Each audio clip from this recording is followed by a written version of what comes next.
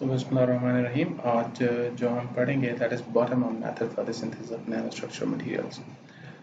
Top down method और bottom method ये दो different methods हैं for the synthesis of nanomaterial. Top down में हम क्या करते हैं, बड़े bulk को हम crack down या break करके smaller particles में convert करते हैं, nano particles में convert करते हैं.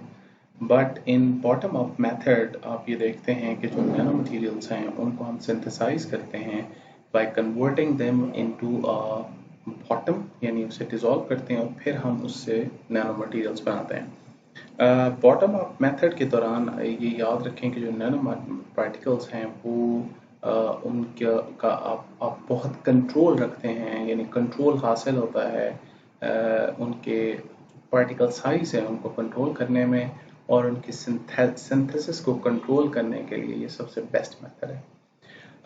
As we all know that कि जितने नैनो पार्टिकल्स होते हैं उनका सरफेस टू वॉल्यूम रेशियो बहुत ज़्यादा होती है.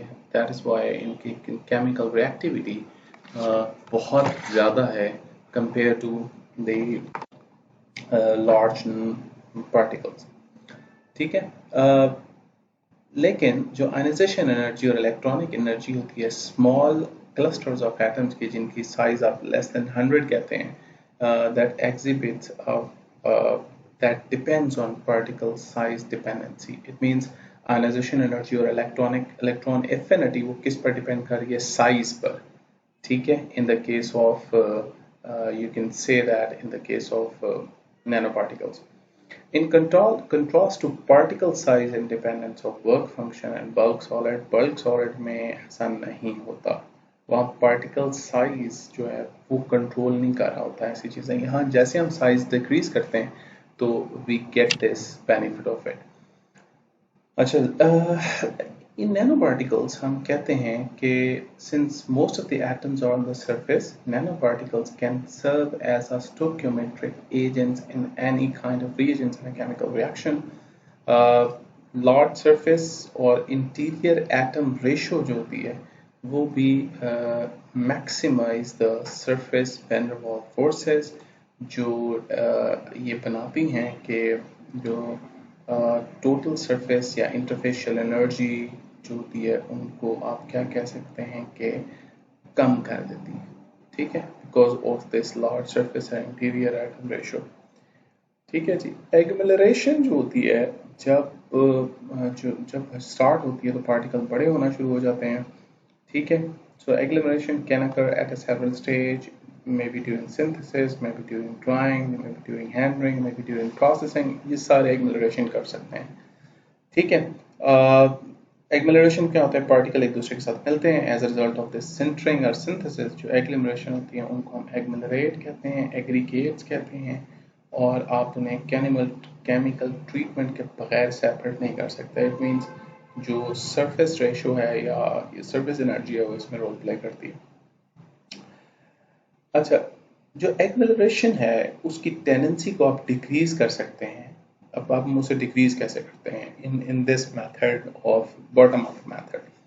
इसमें आप मेथड में इसमें आप क्या करते हैं, एग्लोमेरेशन को रोक सकते हैं by through a some physical separation method, जैसे आप सोनिकेशन करते हैं या मैकेनिकल शेकिंग करते हैं. लेकिन सबसे इफेक्टिव मेथड जो है वो है lowering of surface chemical reactivity to protect the molecule, या ऐसे प्रोटेक्टिव शेल्स या लिगेंड्स यूज करते हैं जो उसको एग्लोमेरेशन से रोकते हैं. यानी बॉटम अप अप्रोच के अंदर जो सबसे अहम चीज़ है वो ये है कि आप सरफेस एनर्जी को इंक्रीज करते हैं और डिक्रीज करते हैं. सो इसका मतलब ये है कि हम इसको कंट्रोल कैसे कर सकते हैं, इवन पार्टिकल साइज को, उसकी मॉर्फोलॉजी को, किसी भी चीज़ को आप कंट्रोल कैसे करते हैं इन बॉटम अप अप्रोच. आप उसको ना अलाउ करते हैं कि वो सस्पेंडेड रहे और फिजिकल सेपरेशंस के थ्रू आप उन्हें रोके रखते हैं. एक तरीका तो ये है. दूसरा तरीका ये है कि आप ऐसे करते हैं कि उनको ना केमिकली इस तरह बना देते हैं कि उनका जो सरफेस है वो प्रोटेक्ट हो जाए और वो फर्दर जो है वो रिएक्ट ना करें, और as a result of this you are going to get some particle. जो केमिकल मेथड्स हैं में दैट जिसमें हम क्या करते हैं, सरफेक्टेंट यूज करते हैं, उससे फ़ायदा क्या होता है, जब आप सर्फेक्टेंट यूज़ करते हैं उनकी सरफेस को कवर कर देते हैं, जो पार्टिकल्स हैं वो होमोजेनियसली वेल डिस्पर्स्ड स्टेट में रहते हैं। ठीक है, बाद में आप क्या करते हैं कि एट द एंड आप सर्फेक्टेंट्स को रिमूव कर लेते हैं। तो जो सर्फेक्टेंट्स हैं वो क्या हैं, they are the class of chemicals जो surface tension of the system को डिक्रीज कर देते हैं, और as a result of this आपको एक्मिलरेशन नहीं मिलती। ठीक है, सरफेस एक्टिव एजेंट्स जो होते हैं ये जर्नली हम इन्हें सर्फेक्टेंट्स को सरफेस एक्टिंग एजेंट के तौर पर नाम देते हैं। और ये क्या होते हैं कि इनका पोलर और नॉन पोलर एक्शन होता है। जैसे आपको पता है मैकेनिज्म ऑफ डिटर्जेंट, ठीक है, एग्जैक्टली जस्ट लाइक दैट।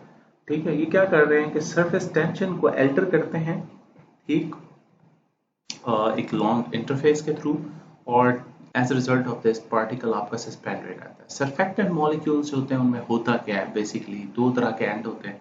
एक आपके पास लॉन्ग चेन हाइड्रोकार्बन्स हैं जो हाइड्रोफोबिक हैं, और दूसरा एंड वो होता है जिसे कहते हैं हाइड्रोफोलिक।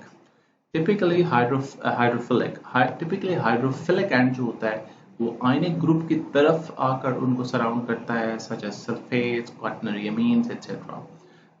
ठीक है, और जो नॉन आयनिक सर्फेक्टेंट्स होते हैं उनमें क्या होता है कि या तो अल्कोहल लगा होगा या ईथर फंक्शनल ग्रुप लगा होगा, वो भी आकर वहां अटैच हो सकता है। जबकि जो नॉन पोलर ग्रुप है वो क्या करता है, वो नॉन पोलर ग्रुप जो है वो ऑर्गेनिक मीडिया के अंदर आपके जो भी मटेरियल है उसको स्टेबलाइज रखता है, सोलिबलाइज रखता है। ठीक है, तो सर्फेक्टेंट को वो हेल्प करता है, पोलर और नॉन पोलर कॉम्बिनेशन ये हेल्प करता है कि जो वाटर मीडिया है और ऑर्गेनिक मीडिया है उनके अंदर पार्टिकल को सस्पेंडेड स्टेट में रखे या सोलिबलाइज रखे। इसके अलावा जो सर्फेक्टेंट्स होते हैं उनका दूसरा रोल ये होता है कि they also control the nucleation and growth phase, तीनों को कंट्रोल करता है। ठीक है, सो ये क्या कैसे कंट्रोल करता है, ये कंसंट्रेशन जो होती है वो जनरली इंक्रीज करता है इन सर्टेन एरिया, और नीडेड टू जो जिसमें न्यूक्लिएशन के लिए हमें ज़रूरत पड़ती है, और फिर स्लो कर देता है ग्रोथ डाउन को ड्यूरिंग ऑस्मोटिक राइपनिंग। यानी दो काम फंक्शन करता है आपका ये सर्फेक्टेंट। पहला काम ये है कि पहले ये कंसंट्रेशन इंक्रीज करता है इन सर्टेन एरिया, वहाँ क्या करता है न्यूक्लिएशन स्टार्ट कराता है, उसके बाद जो ग्रोथ मैकेनिज्म है ऑस्मोटिक राइपनिंग वो क्या करता है स्लो डाउन कर देता है। ठीक है, सो इन दैट केस मोर और लेस ज़्यादातर spherical protective shelf और surfactant molecules बनते हैं। However, the assembling of non-scalar particle in three-dimensional structure is totally different. So you're going to get a different particles. Solution based techniques जो होते हैं वो बहुत सारे एडवांटेजेस उसके आपने देखे हैं, ये पढ़े हैं या हैं, और ये मॉलिक्यूलर लेवल कंट्रोल से ये स्टार्ट होता है। बॉटम अप अप्रोच जो होता है उसके फायदे ये हैं कि it produce a better homogeneity, crystallinity, enhance physical properties etcetera, ये सारा कुछ करते हैं। ठीक है, इसके अलावा ये क्या, इस मेथड से आप पार्टिकल साइज कंट्रोल कर सकते हैं, पार्टिकल डिस्ट्रीब्यूशन कंट्रोल कर सकते हैं, जो कि फिजिकल मेथड में ऐसा नहीं है जो आपने टॉप डाउन मेथड अप्रोच पढ़ी है। इसके अलावा हम कुछ पैरामीटर्स अगर आप कंट्रोल कर लें carefully, so you can get effective nucleation and growth and morphology and cation occupancy, that all can be controlled. ठीक है, सो ये सारे हमारे पास क्या हैं, टेक्निक्स हैं, ये बेनिफिट्स हैं जो बॉटम अप अप्रोच है उसकी। अब हम इसी बॉटम अप अप्रोच के अंदर हम डिफरेंट फैक्टर्स पढ़ते हैं, जैसे प्रेसिपिटेशन है। प्रेसिपिटेशन आप जानते हैं कि बहुत ही वेल नोन टेक्निक है, all over the you can say that chemist के दरमियान बहुत नोन टेक्निक है, और ये it is one of the oldest technique for synthesis of nano materials. ठीक है, अब इसमें करते कैसे हैं, हम ये करते हैं कि जो स्टार्टिंग मटेरियल है उसे हम डिसॉल्व करते हैं right in a particular common solvent, और फिर प्रेसिपिटेटिंग एजेंट डाल देते हैं, ऐसा एजेंट डालते हैं जो उसको प्रेसिपिटेट कराता है। Precipitating agent can be complex reducing or oxidizing agent. ठीक है, this addition produces a insoluble nuclei which can undergo osmotic ripening. ठीक है, तो ये हमारे पास जो है ना प्रेसिपिटेटिंग टेक्निक का ये तरीकाकार है। ठीक है, अच्छा, अब दूसरी चीज़ ये है, हम कुछ इसकी एग्जांपल्स देखते हैं. Reduction of inorganic precursors can also be done, does not always lead to the precipitation, but it can produce something else.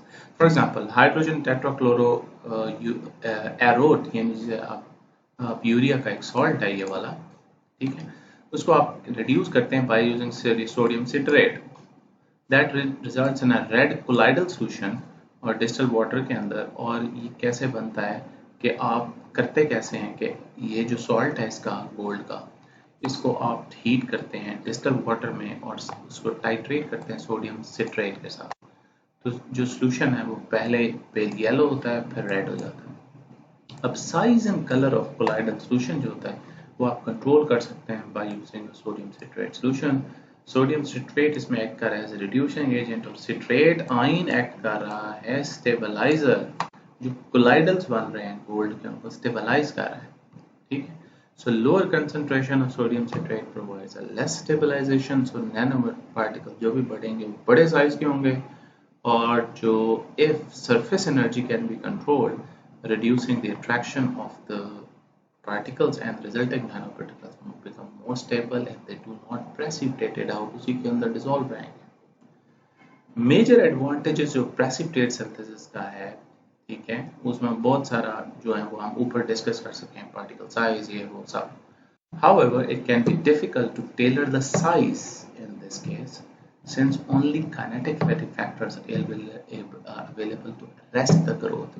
ठीक है, तो addition of complexing agent या surfactant agent हम provide करते हैं, उसके अंदर add करते हैं to control the size. जैसे gold example, gold nano particle की एग्जाम्पल हम लेते हैं, तो it is possible to synthesize gold colloidals using surfactant and non aqueous media. Possible है. फॉर एग्जांपल ये ब्रस्ट एट ऑल ने एक refine the precipitation of aqueous this salt using surfactant जैसे tetraoctyl ammonium bromide and toluene का mixture use किया. इसमें क्या होता है, that create a micelles in which gold is reduced using sodium borohydride. और जो सरफेक्टेंट होता है वो हेल्प करता है जो पार्टिकल आ रहा है उसकी सरफेस को स्टेबलाइज करे और उसे अलाउ करे कि वो टोलुइन फेज के अंदर डिस्पर्स रहे, ठीक है. और जो भी बाय प्रोडक्ट बनेगी उसे हम रिमूव कर सकते हैं बाय डूइंग सम वॉशिंग. ठीक है जी. ये बेसिकली जो है ना, ये जैसे ये देखेंगे ये पार्टिकल साइज की बात हो रही है यहाँ, या इनके कंट्रोल की बात हो रही है, ये मॉर्फोलॉजी कंट्रोल, ये प्रेसिपिटेशन मेथड से बने हुए पार्टिकल्स हैं, ठीक है.